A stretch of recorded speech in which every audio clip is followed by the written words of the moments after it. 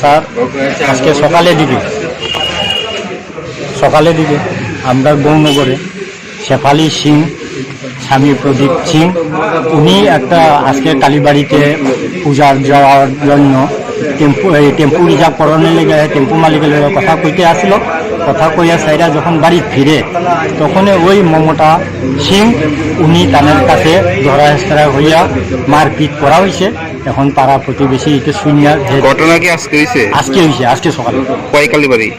হয় কালীবাড়ি না গৌরনগরই হয়েছে, গৌরনগরই ঘটনাটা। এরপরে হ্যাঁ চিল্লাচিল্লি করছে আমারে বাঁচাও আর পাড়ার প্রতিবেশী হেরার দৌড়িয়া হেরে একটু সাহায্য করে হেরে টানা হেসরা করে হেরে একটু সরাইছে ইরম করছে। এরপরে এই ভদ্র মহিলা শেফালি সিং উনি আইয়া সাইরা আমরা এখানে একটা মায়েরা পাইবি কমিটি আছে তাদের কাছে অনুরোধ করে জানাইলো ইরম করা হয়েছে।